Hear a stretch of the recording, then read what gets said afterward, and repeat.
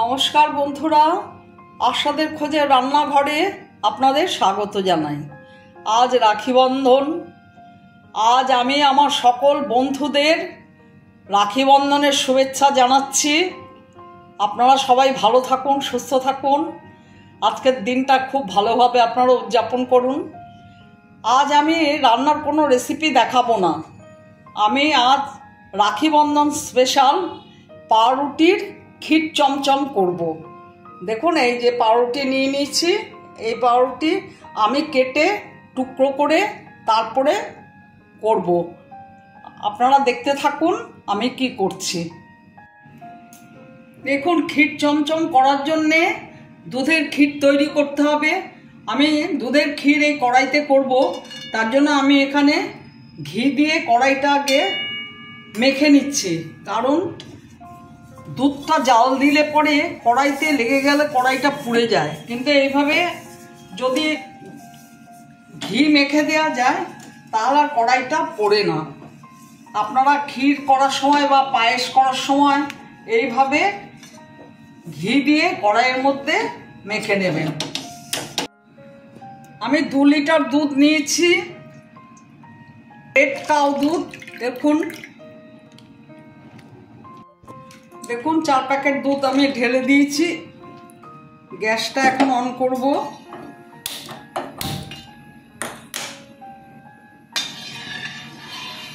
দুধটা আস্তে আস্তে ক্ষীর হবে।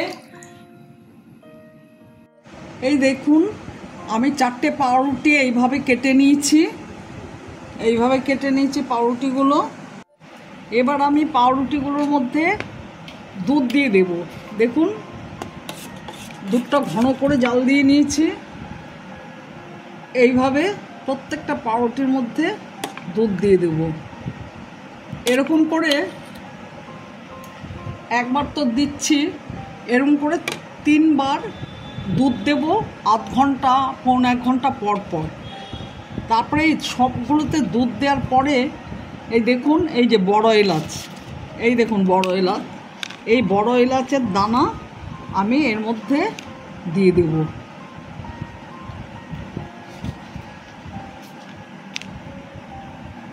এই দেখুন, এইভাবে দিয়ে দেব। দেখুন, সমস্ত দুধে ভিজিয়ে এইভাবে বড় এলাচের দানা আমি এর মধ্যে দিয়ে দিয়েছি। এখন আধ ঘন্টা শুকোবে, তারপরে আমি আবার দুধ দিয়ে এগুলো ভেজাবো। এইভাবে আরও 2 বার এটা আমি করে শুকোলে পরে তারপরে ভাজবো। আমি এখন ক্ষীরটা করে নিচ্ছি। ওগুলো এখন শুকোবে আধ ঘন্টা, তারপরে আবার দুধ দিতে হবে। তার মধ্যে আমি ক্ষীরটা তৈরি করে নেব। দেখুন, দুধটা জাল উঠে গেছে। আমি দুধটা বসিয়ে দিয়েছিলাম। পাউরুটির ক্ষীর চমচম যদি খেয়ে থাকেন তাহলে তো বলার কিছু নেই, আর না খেয়ে থাকলে আমি যেভাবে করছি আপনারা সেইভাবে করে খেয়ে দেখবেন। আশা করি আপনাদের ভালো লাগবে।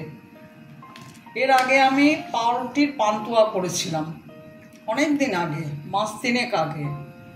তারপরে গোলাপ জামুন করা হয়েছিল পাউরুটি দিয়ে। আবার এখন ক্ষীর চমচম করছি।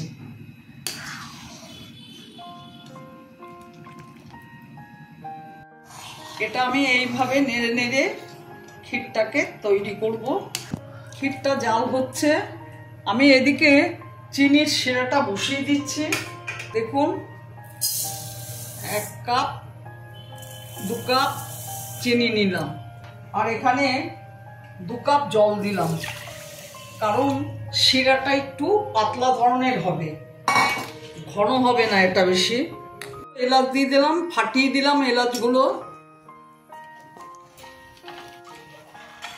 আমি এটাতে আর পাতিলেবুর রস দেব না, কারণ ক্ষীর দেওয়া হবে এর মধ্যে, সেই জন্য আমি আর পাতিলেবুর রস এতে অ্যাড করছি না।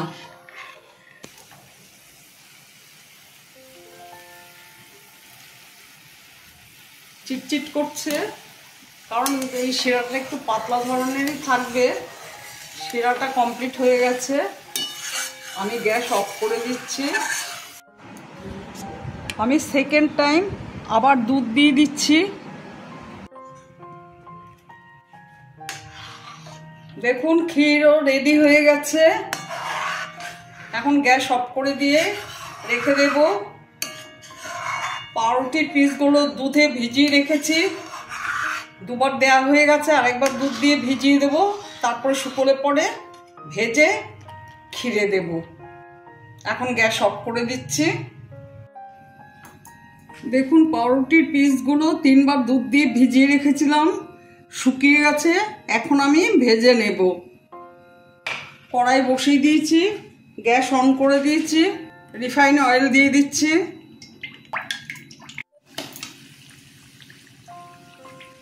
ভাজি দেখুন কেমন হচ্ছে। একটু কড়া করে ভাজতে হবে, কারণ নরম থাকলে পরে রস ঢুকলে খুলে যাবে এগুলো, সেই জন্য একটু কড়া করে ভাজছি। দেখুন এখানে খানিকটা ভেজে নামিয়ে রেখেছি, কড়া করে ভেজেছি। দেখুন এইভাবে ভেজেছি, তুলে নিচ্ছি। এইভাবে দেখুন নিয়ে নিয়েছি। এবার শিরাটা এর উপরে ঢেলে দেব। এখন ঘন্টাখানিক রেখে দেব, তারপরে এর উপরে দুধের ক্ষীর দেব। এখনো অনেক দেরি আছে, আপনাদের তখন দেখাবো আবার। এখন ঢেকে রাখছি। পাউরুটির ক্ষীর চমচম দেখুন কমপ্লিট। চিনির শিরার থেকে উঠিয়েছি, এবার ক্ষীর দিয়ে দেবো এর ওপরে। দেখুন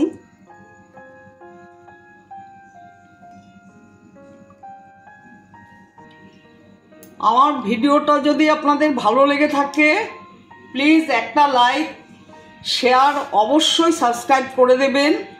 সাথে আপনাদের মতামত জানাবেন কেমন লাগলো। আপনারা এইভাবে তৈরি করে খাবেন পাউরুটির ক্ষীর চমচম, দেখবেন খেতে কিন্তু ভীষণ ভালো লাগে। আশা করি আপনাদেরও ভালো লাগবে। আপনারা ভালো থাকবেন, সুস্থ থাকবেন। আমার ভিডিওটা দেখার জন্য আপনাদের ধন্যবাদ। আমি এখন এটা সার্ভ করে দেব।